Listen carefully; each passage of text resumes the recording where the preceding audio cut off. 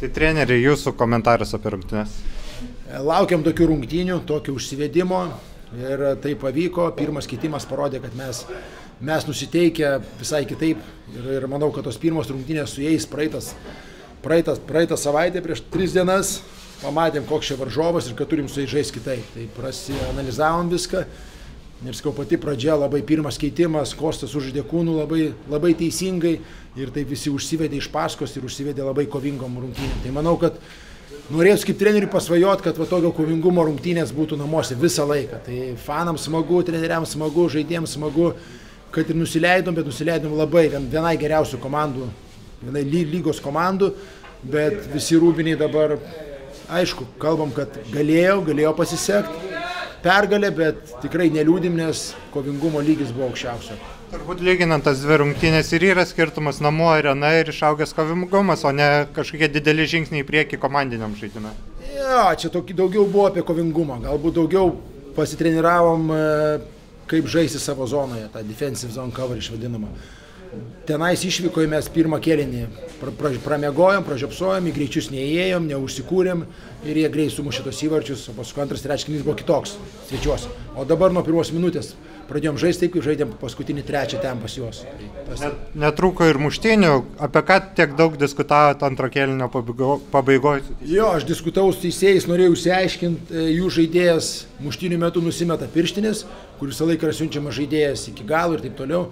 Mūsų žaidėjas tą žinodamas nenusimeta ir vis tiek jis traktuojamas vienodai kaip ir tas žaidėjas, kuris nusimetė. Nu tai man norėsiu pasakyti, tai žaidėjai tada, kai susimušam, metam pirštinės visi ir tada bus bent jau įdomi kova. O gavot atsakymą iš teisėjų? Sako, jo, galit mes, sako, varysim abudu. Ir tą. Nu tai gerai. Zemgalė ir Mogo neabejotini čempionato favoritai ir visos komandos su jais turi problemų ir jie tikrai taškų nedalina. Kaip eiti į tokias rungtynes su tokiom komandom, apie ką kalbat, turbūt visiems žaidimas gynyboje yra pagrindas einant į tokias rungtynes. Visiškai pagrindas ir kartais kalbi, kad nepanikuoti, jeigu jie mūsų uždaro zonai. Tiesiog daryti teisingus dalykus ir kalbam apie tai, kad jie 1-1 yra geresni. Tai mums reikia visą laiką žaisti 1-1 ir iš karto su pagalba, su antro žaidėjo pagalba. Jeigu kažkas vienas pralošia 1-1, nusileidžia, kitas padeda. Tai reiškia, kažkur turi rizikuoti, turi atiduoti gynybos liniją viršui, jų gynėjus palikti laisvus, bet suspausta pačioj prie vartų, nes jų komanda mėgsta įžeidinėti ir mušti įvarčius prie pat aplink mūsų vartus. Nu tai ir bandai taip rizikuoti, kažkur susispausti, o kažką palikti.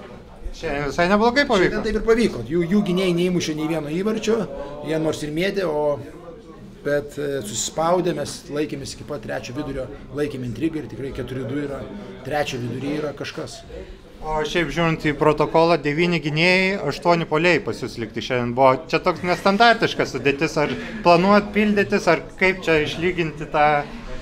Jo, galvom, nieks nepaklaus, bet paklausyti, tai jo, taip, aišku, pildytis, jo, tai laukiam sprendimų iš Vilniaus miesto ir panašiai, ir tada, jeigu viskas gerai, ko mes tikimės, tai įsigysim puolėjų tikrai. Gerai, ačiū.